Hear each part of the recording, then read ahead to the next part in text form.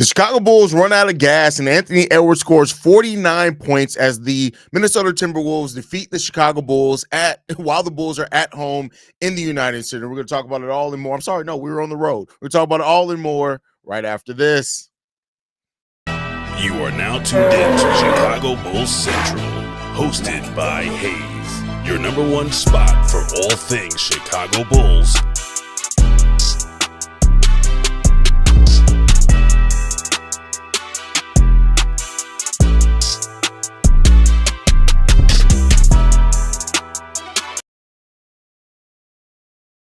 What's going on, Bulls fans? Welcome to another episode of Chicago Bulls Central, your number one spot for everything Chicago Bulls related. I'm the host here, Haize, but more importantly, you guys can follow the channel at Bulls Central Pod on every social media platform we happen to be on. With that said, let's go ahead and get into it for today, y'all. The Chicago Bulls got their ass kicked. That's what happened. The Chicago Bulls lose to the Minnesota Timberwolves 127-108. This is a game in which, here's the thing. The last few games have just felt weird, mainly because Stacey King and Adam Amin have not been on the broadcast. I mean, it's a lot more than that. It's a lot deeper than that. Make no mistake about it. But it just feels a little bit weird. Like watching these games without Stacey King, without Adam Amin, just really highlights how good the Chicago Bulls announce team is. Like if it wasn't for those guys, man, listen, we got the best in the business when it comes down to it, is what I'm trying to say here. But we do have a game to talk about, man. Unfortunately, the Chicago Bulls really gave up everything in the paint, everything in the second chance points, and it was just really hard for them to overcome that. Despite us scoring more points in the paint than the Minnesota Timberwolves, 48-42, they outscored us on second chance points 35-16. This is really hard to beat when it comes down to it. Also, they had 14 points off turnovers as well in this game. The Bulls shot the ball better than the Minnesota Timberwolves, who shot 48% from the field, only 33% from three, though. They shot 42% from three and 42% overall from the field. But the difference here is they made 8 3-pointers more than the Chicago Bulls. That's just really hard to overcome. 24 extra points from the three-point line is just going to be a hard thing to overcome for a team that just did not have it going in the same way they did on the prior night. Now, we were on the second of a back-to-back, and that was felt in this game, but that's not an excuse. That's not an excuse for the effort that we saw on this from this team in this game. They just didn't have the ability to stop anything, and so that's always going to be a sore spot for the Bulls when defensively that's what we're doing. But there were some solid games tonight. Josh Giddey had 19 points, 4 rebounds, 4 assists, 1 steal. He did have 4 turnovers in the game, but a game of aggressive Josh Giddey today. Sometimes I'd even say Josh Giddey may have been a little bit too aggressive at times, but we'll take it, right? I'd rather be too aggressive than us getting the Josh Giddey whose confidence gets shooken in the first half. And so Josh Giddey played a really, really solid game overall in this game, right? 11 points from Ayo Dosunmu in this game, 4 assists, 2 steals from him, 20 points from Coby White today, 5 of 11. He's starting to come on a little bit more. He was 4 for 6 from three-point line today. And Coby White had moments where it seemed like Coby really wanted to go in attack mode, and Rudy Gobert really kind of slowed some of that down for Coby White.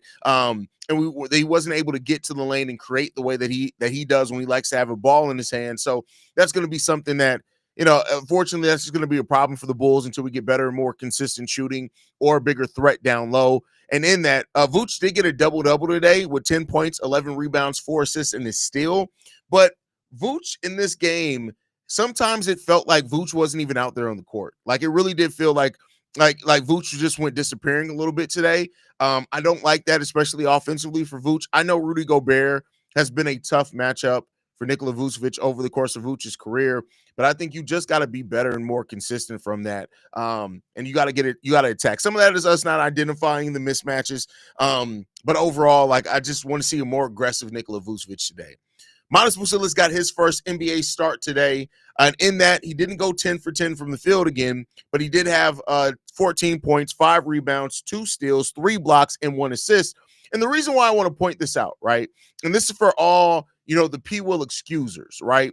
Buzelis in this game played the same amount of minutes with the same number of shots that Patrick Williams played with when he was a starter. But he impacted the game a lot more. Those 3 blocks, those 2 steals, in this game from him. Yeah, he didn't have the best night tonight. And I'm not going to glaze it and act like Modest Buzelis had this amazing night, because he didn't. Modest Buzelis looked like a guy out there. But I tell you what, in being a rookie and looking like a guy, it's a much different than being in year 5 and just looking like a guy out there on the court. This was Modest Buzelis' first start, and he looked like he belonged, right? You can see that he didn't stick out like, all right, where's Modest Buzelis at? He didn't disappear tonight in the game. Well, more in the second half. The first half was really shaky for Modest Buzelis. And I think that between, starting, coming up against the Timberwolves, maybe there's a little bit of that in it, but he came along a little bit more as the game went on as far as the other things. He did score in the first half 7 points, so that's really good, right? 7 of his 10 points coming in the first half of the game, but I'm talking about more so the activity, the overall impact in the game. And Modest Buzelis, as the game went on, you saw that confidence definitely building from him, and so that's really good to see from Modest. We just got to keep it up, right? Modest just has to keep it up. I don't know if this is going to be a permanent change as far as him being in the starting lineup, since Lonzo Ball was out tonight.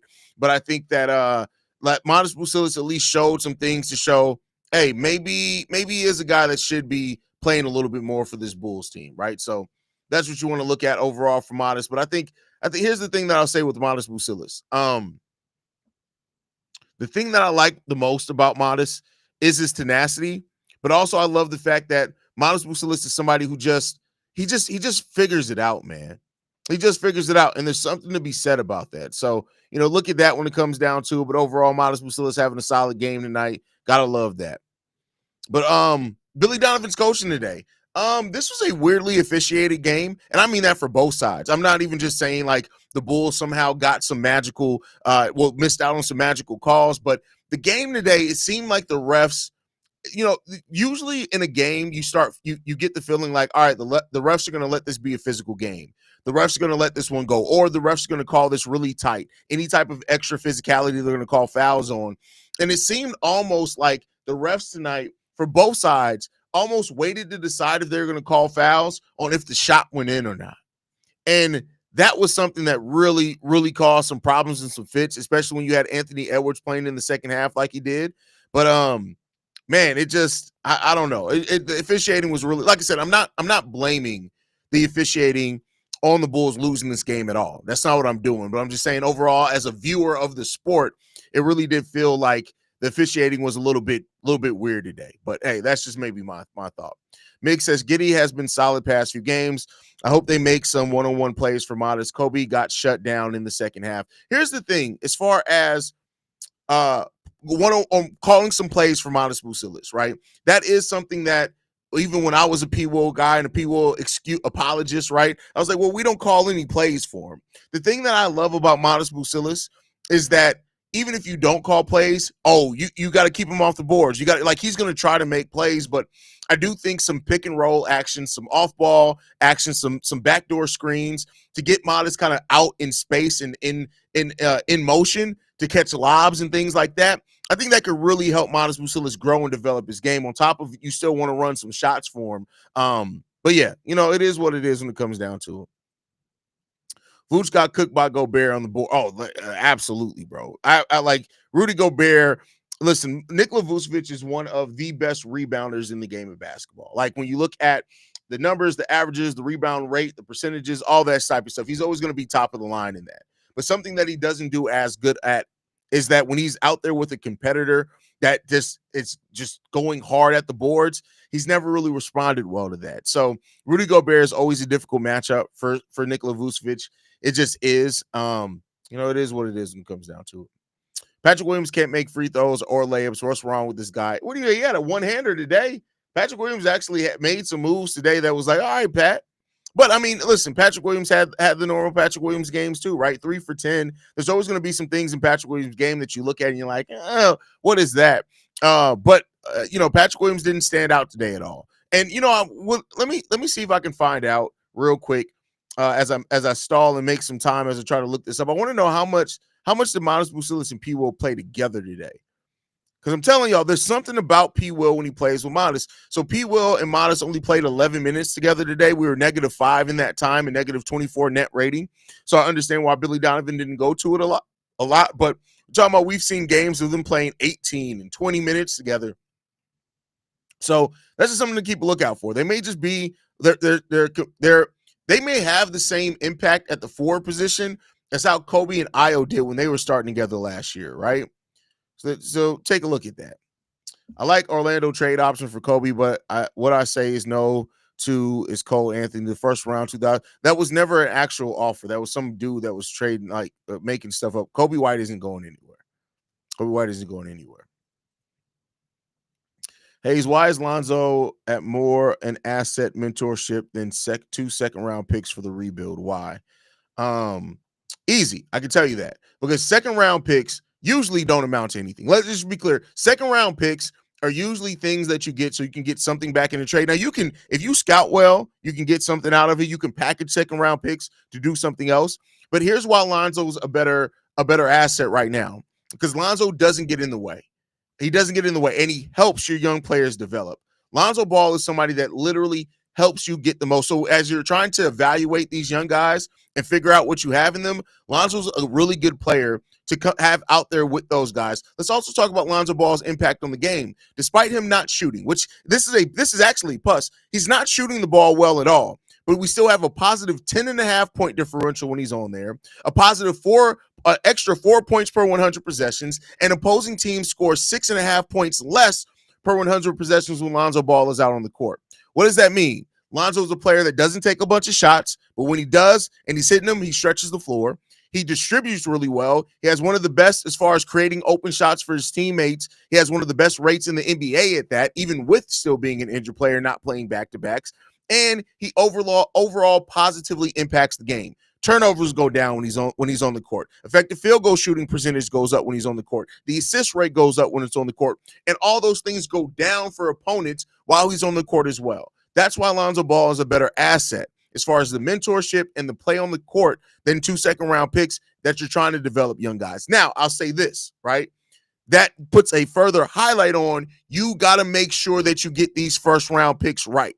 Right? You have to make sure that you get these first round picks right. If you get these first round picks correct and you have a guy like Lonzo on there, he's going to help you evaluate and get the most out of those guys. But that's why Lonzo is a better asset right now than second round picks for the Bulls. So, it is what it is. Officiating sucked for both teams. But yeah, that's why I said it was a weirdly officiated game for both teams. The refs were absolute god-awful today. It was god-awful today. I might be tripping, but Vooch to NY after that NY deal, I doubt it. I don't think so. I just don't think that they have the leeway to do. Keep their second tax apron team, if I'm not mistaken, which means that they can only send out one player, and I don't think they have the contract for that. But I could be wrong on that. I could be wrong on that. They are still learning as the days go by. They will earn credits through experience. Modest plus Lonzo is a good combo. I call it XP, right? It's like when you're building up your guy in a role-playing game. They're building up XP. Damn, these conversations always turn to shitting on P. Will. If Modest shoes are tied right, P. Will has to be brought up. No, it's just the fact that P. Will is like, if it's shitting on somebody to talk about their impact, then that tells you their play is shitty, not the conversation around them. At least that's my opinion on it. The Bulls hung in there in just that fourth quarter. The spark ran out. Yeah, they ran out of gas down the stretch of this game. But I think it was more than just the fourth quarter, right? Yeah, they got outscored 33-18 in the fourth quarter. But when you even look at starting in that third quarter, even though they 30-32 in that third quarter in favor of the Minnesota Timberwolves, the Bulls, just the execution aspect of it. I think just the fighting over screens, the energy that the Minnesota Timberwolves were playing with, you started seeing that kind of start slipping then. And then the Timberwolves smell blood in the water. And Kenny got the great comment here. Anthony Edwards showed us what a superstar is like. He's carrying Minnesota this year on his back. And he's not just carrying it, but yeah, I mean, and I love that even when Anthony Edwards has called out aspects of the Minnesota Timberwolves, like when he's like, our starters were not getting it done, he didn't separate himself from that, right? He talked about himself in that as well. Like the starters, yeah, we're not getting it done, myself included. We need to be better.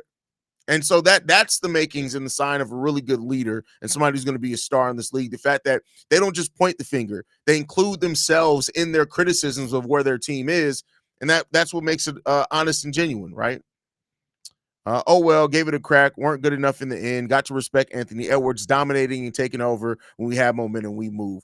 I think what it is that when he plays his dad's team, he gets up for it, right? Especially now that his brother just got arrested for like stuff like Anthony Edwards gotta show love to his dad's team by killing him. Question, Haize, what do you think we can get back for Zoe? I know we just extended him on a very good contract, but Julie Poe mentioned we can still try to look for trade Zoe leading up to tomorrow's deadline. Is that accurate? I didn't think you can.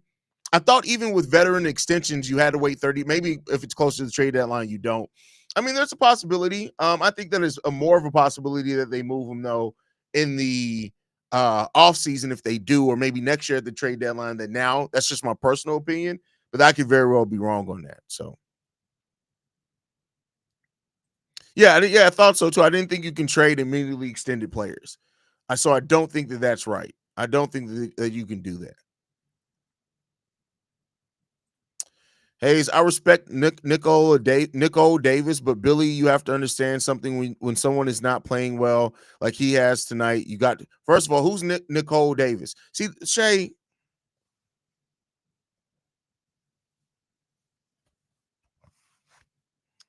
you've been doing so good too, Shay. You really been doing good, bro. Nicole Davis, bro. Nicole Davis. Nikola Vucevic is the guy that you've been capping for years. You couldn't spell his name right. Why is Zach calling Zach Flight 8? Didn't it originate? Yeah, I mean, nicknames travel with you to teams. You don't lose your nickname because you switch teams, Sydney.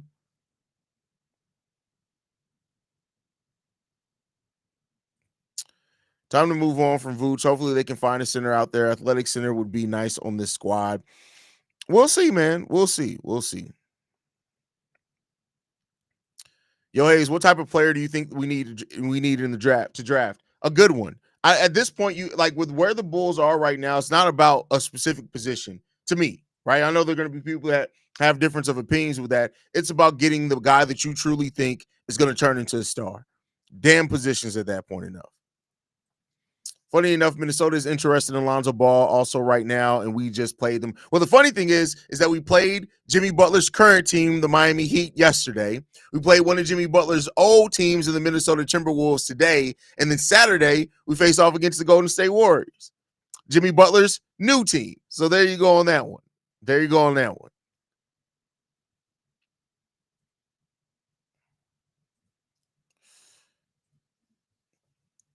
Does Lonzo play back-to-back next year? We'll see. We'll see. There's a chance that Lonzo may never play back-to-backs again. There's a huge chance of that. Huge chance. Leave Shay alone, man. Shay be tripping, yo. Shay be in a different world, man. Why not send Vooch for Sims in New York and someone else on their bench? Because they have to want Nikola Vucevic. They don't want Nikola Vucevic. That's why, like, we got to stop thinking we see moves and be like, we could have did that. We could have just sent Vooch. They don't want a center like Nikola Vucevic. If the New York Knicks are making a trade for a center, they want a defensive center next to Carl. Could you imagine how bad it would be having Karl Anthony Towns and Nikola Vucevic? Come on, bro. Like, you should have been able to answer that yourself. The New York Knicks don't want no damn Vooch, man. They don't want no damn Vucci, man. Zach LaVine and Anthony Edwards are similar type of athletic shooting guards, but Edwards is just a few levels ahead of him. LaVine underachieves a lot, in my opinion. Zach should be better. Anthony Edwards and Zach LaVine are nothing alike. They're just nothing alike. I think sometimes we try to make too broad, like as athletic shooting guards, yeah, but if you look at their shot profile, even this year with Anthony Edwards taking an uptick in three-pointers made, they're not the same type of player. They're just not. Anthony Edwards also has been a consistently active defender most of his career. So I don't get the comparisons between Ant and Zach. They're just not similar players at all.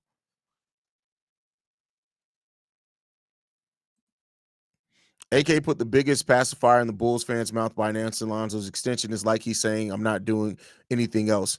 Okay, and if he doesn't do anything else, cool. You've already set the team down a complete new path, right? Everything doesn't have to happen at once. I know that this sucks for Bulls fans to hear, right? We want everything to all to happen all at once and be like, oh, we're just doing this, and this. Like, it's cool. Nikola Vucevic has another year on his contract. If you can't find a deal for him, chances are you could find a team to take more of a chance for him in the offseason. There's nothing wrong in that. I get why people want all this to happen all at once, but just because it doesn't happen all at once doesn't make it some egregious mistake by the front office. But you do got to get it done, right? You do got to get it done. What's the word on Brandon Ingram? There, unfortunately, right now there is no word on Brandon Ingram. Deanna, LOL. Hey fam, at this point I'm fishing and dreaming. I feel you. Listen. I feel you. I feel you. It's no problem with dreaming. None. I know the Bulls can't get him, but Robert Williams is the center with this lineup. I mean, listen, we already got one player we got to worry about having injury concerns. You really want Robert Williams on this team? But I do like Robert Williams. I think that what he is naturally as a rim protector and stuff is great. But you got to keep in mind, a lot of the Bulls' offense also is because Vooch is such a good passer. Robert Williams isn't really a passer like that, so we'd have to rely more in the half court on Josh Giddey and Lonzo in those type of situations. Coby with his penetration as well. And we'll see. We'll see. Early in the fourth, my natural instinct was to complain about Billy not bringing Zach LaVine on to bring us back in. That's hilarious. That's hilarious. Vucevic's going to be here until he's 60. Well, no, I'd highly doubt the Bulls are going to re-sign him. Even if he was here at the end of next season when his contract expires, I have a hard time believing that they would re-sign Nikola Vucevic. Vooch mental seem like he's playing like he's on a deserted island. Vooch is Vooch, man. Is all I can say. It does seem like at times like he's a little bit disengaged. But you know, it is what it is. NBA fans are some of the most impatient in the world. Haha, but hey, let's enjoy some youth and growth. Listen, I agree with that, right? Enjoy the youth. Like I said on today's daily episode, right? It's like let's enjoy the ride, man. Let's really just enjoy the ride. We're 52 games in. We got 30 games left this season, right? 30, and that 30 games is going to fly by after the All-Star break. It's going to drag on for a little while, but after the All-Star break, it's going to fly by. And I think ultimately, like now that we own our own destiny with our picks, like at this point, it's like I said a lot, and a lot of you guys agreed. If it wasn't for the draft being as deep as it is, most people would not have been like, oh my God, we got to lose all this to keep the pick. Now I understand wanting a better chance at the lottery, wanting a better chance at this, and that's why, you know, the losing and all that. But I think ultimately, like, we're going to see Miles Buzelis start, right? We got to see Miles Buzelis play 30 minutes the other night. Now, we want to see Dalen Terry get back healthy and be out there and able to go. I would love to see Julian Phillips play a little bit more. He did get 17 minutes tonight, which is solid enough.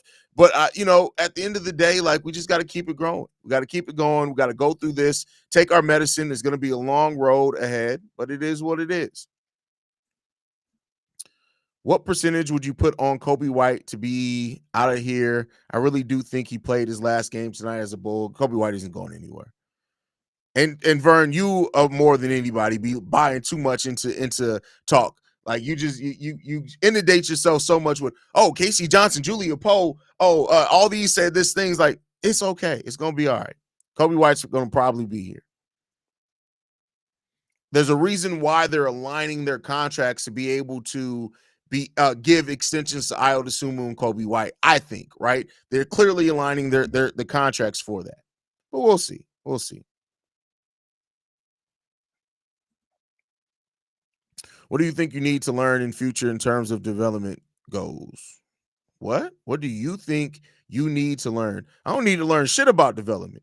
They need to learn shit about development. Bulls should go after Anthony Edwards first.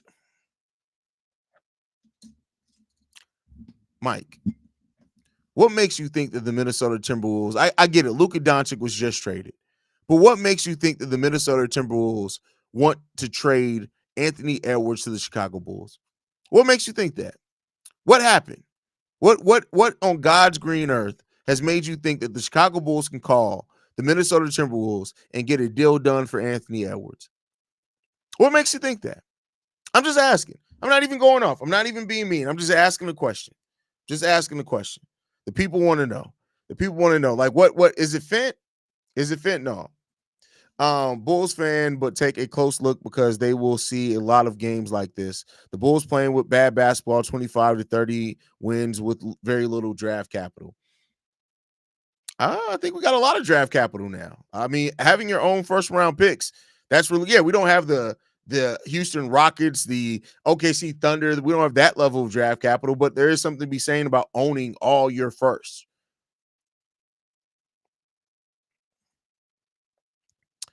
37-45 record for this Bulls team.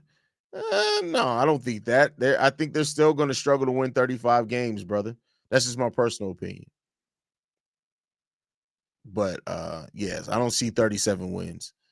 Why would you think that this team would get more wins than they were on pace to when they had it? Like, Jeremy, seriously, Jeremy, what world do you live in, bro? Because it's not the planet Earth. It's just not. I've come to realize that Jeremy Jeremy lives in a different realm of existence than most of us live. Are you from the quantum zone? Is that what it is? Quantum realm, I should say. Is that where you're from? Haize, in the past, we've seen Jerry make moves when fans stop showing up and it hurts his pockets. Do you think we'll make another big change if fans boycott, or do you believe Jerry doesn't care anymore? We've never seen Jerry make moves because fans stop going to games.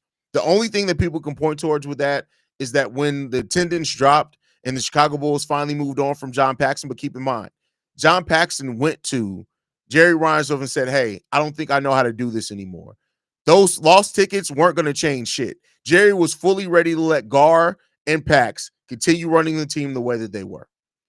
So and again, it may have just been because it didn't happen for a sane amount enough of time, but I think people kind of overrate what that period of time really did. Is that BKR?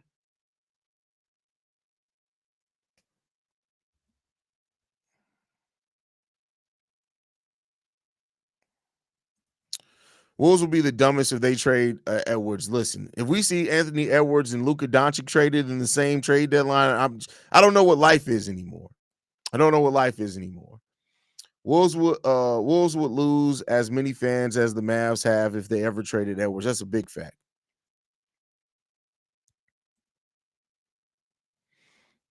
Said 33 before the season, said 33 at Christmas, saying 33 wins now. Nothing has changed. Yeah, yes, nothing has changed.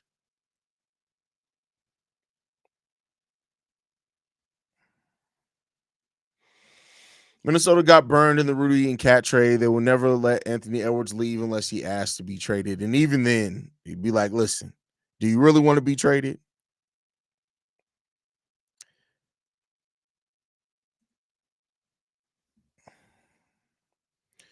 Team SeaWorld, the Bulls were signed. Mitchell Robinson will be a cheap deal for free. Did you just have a stroke? Team SeaWorld? What?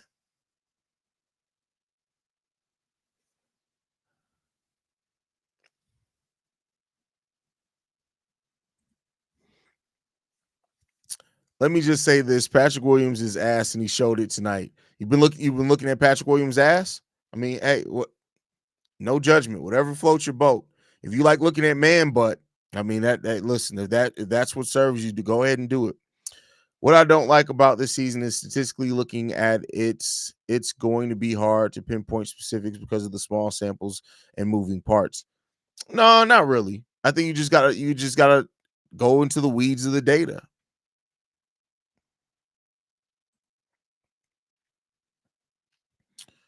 Bulls going to win the next 8 straight games. Jeremy's really, you too young to be going see now, my boy. You're too young to be going see now. 8 games in a row for the Chicago Bulls. What are you smoking, man? Is that a sign for help? Are you in distress? Do we need to send somebody to come look for you, Jeremy? Because what the hell are you talking about, bro? Like, seriously, what are you talking about?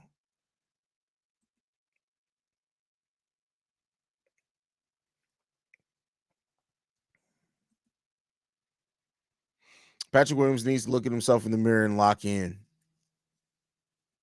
He may be locked in. Hey, what about Mitchell Robinson? I can see a world where the Bulls might sign him. I think that world that you see is cocaine.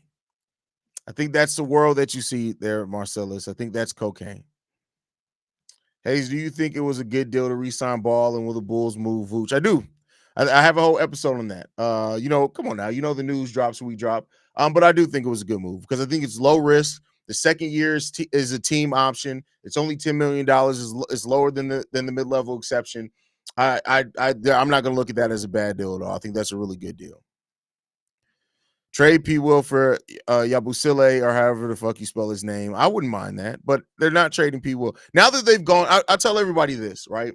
Now that the Bulls have gone younger, right? Now that they have gone younger, that's just solidified them probably wanting to keep P. Will and see how P. Will looks now with nothing else on this team. That's just my personal opinion. Not saying I necessarily agree with it, not saying I disagree with it either, but that's just where I kind of see this going when it comes to P. Will. So, yeah. Irv passed away at 54. It's sad, man. It's sad. What is the best trade for Vooch at this point? I don't know. Listen, the Warriors could very well, the Warriors could still be in it, especially when you go back and look at this, right? We heard after the Zach LaVine trade fell apart that the Warriors were actually engaged with talk with the Bulls to acquire both Vooch and Zach LaVine. So, in keeping that same logic, that was an opportunity, right? They added the defense in Jimmy Butler. They still have Kevon Looney. They still got Gary Payton II. They still got other movable contracts, and they still got 2 second-round picks. Now, I don't know if the Bulls get both of those in that case, but I'm just saying that I wouldn't be surprised if tomorrow happens at the trade deadline and the Golden State Warriors make a move for Vooch. Now, I wouldn't be surprised if nothing happens either, but I wouldn't be surprised if the Golden State Warriors come calling, just to be 100% honest with you.